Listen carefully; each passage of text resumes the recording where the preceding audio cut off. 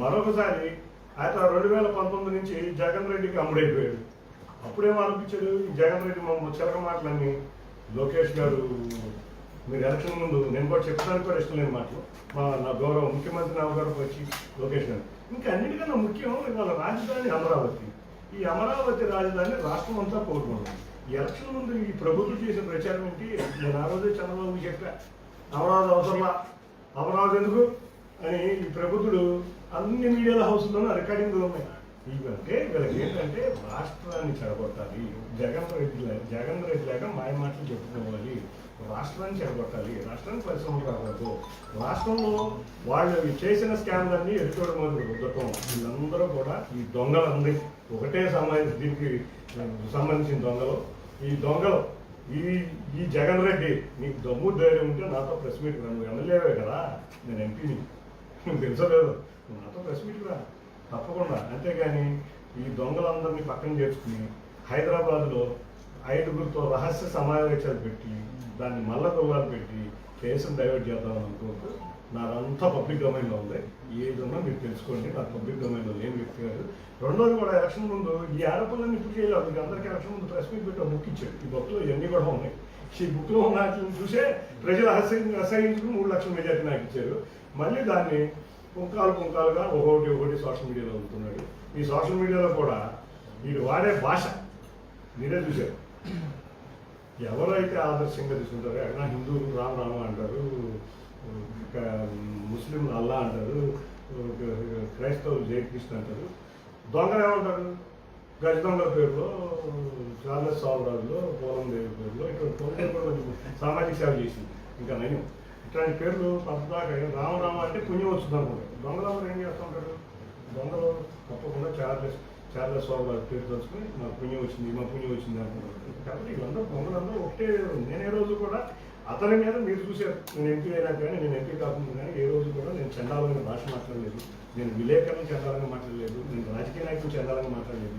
కాబట్టి ఒకటి చివరిగా కోరుతున్నా, జగన్ రెడ్డి దమ్ముంటే 24 గంటలు సార్, 24 గంటల్లో నువ్వు నిజాయితీపరుడు అయితే సిబిఐ ఎంక్వైరీకి నా యాక్సెప్ట్ చేయి.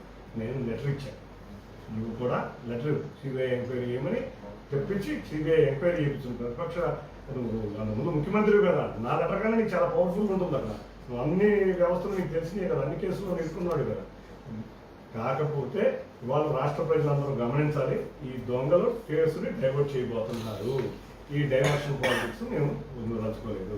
నేను కరుడు కట్టిన తెలుగుదేశం, నేను ఏ పార్టీలు మారలేదు, ఎక్కడికి లేదు. నా జీవితాంతం తెలుగుదేశంలోనే ఉంటా. తెలుగుదేశం నాయకులకే కోసం కష్టపడతా, తెలుగుదేశం కార్యకర్తల కోసం కష్టపడతా. నన్ను గెలిపించి ఎంపీ చేసిన నా విజయవాడ ప్రజల కోసం, అభివృద్ధి కోసం, పరిశ్రమల కోసం, ఉద్యోగాల కోసం, ఆత్మవిశ్వాసం నింపే విధంగా, యువకులతో నింపే విధంగా, స్కూల్లో ఉన్న విద్యార్థులందరికీ నాణ్యమైన విద్య వచ్చే విధంగా ఇటువంటి విషయాలన్నీ కృషి చేస్తాను. ఇటువంటి ఆరోపణలకి ఇవాళ చివరి సమాధానం ఏదన్నా ఉంటే ఏ కోర్టులో తెలుసుకోమని మీ అందరి ఎదురుగా వాళ్ళకి జగన్ రెడ్డికి తెలియజేసుకుంటాం. లెక్క 3600 కోట్లు లెక్కర్ స్కామ్ జరిగింది. 3600 కోట్ల లెక్కర్ స్కామ్ ఏ విధంగా జరిగింది? ఈ వైఎస్ఆర్సీపీ గవర్నమెంట్ లో జరిగింది కాబట్టి లెక్క నిపుణులు తేల్చాలి. ఈ విషయాలు ఆంధ్రప్రదేశ్ ప్రజలు చాలా నష్టపోయారు. 200 కోట్లు జరిగిన లెక్కర్ స్కామ్ జరిగిన ఢిల్లీని ఎంత పట్టుకున్నారు కాబట్టి 3600 కోట్లు జరిగిన లెక్కర్ స్కామ్ లో దోషులు ఎవరు తేల్చాలి అని సిబిఐ ఎంక్వైరీ కోరడం జరిగింది. ఇప్పుడు దోషాలు తెలుసు కదా, కూడా గాలి జనార్దన్ రెడ్డి కేసు చూసాం, 7 సంవత్సరాలు జైలు శిక్ష పడింది జగన్ రెడ్డి అన్నయ్యకి.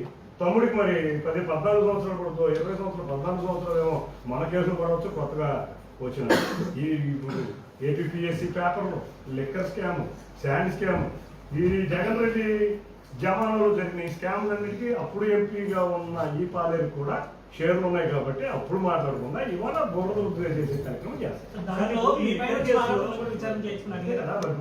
3600 కోట్లు నా దగ్గరికి వచ్చినాయని ఇక్కడ ఒక అక్రమాల పుట్ట సాక్షి, అక్రమాలతో పుట్టి రూపాయి డబ్బులు లేకుండా పుట్టిన సాక్షి రాసింది.